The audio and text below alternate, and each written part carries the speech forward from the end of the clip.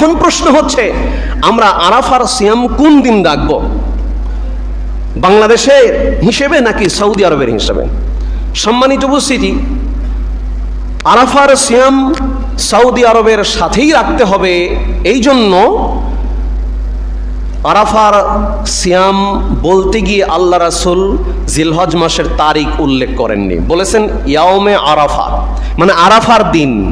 Saudi আরবে যেদিন আরাফার দিন হয় সেই দিন। বলতে পারেন তাহলে আমরা কুরবানির ঈদটাও সৌদি আরবের সাথে করি, সমস্যা কোথায়?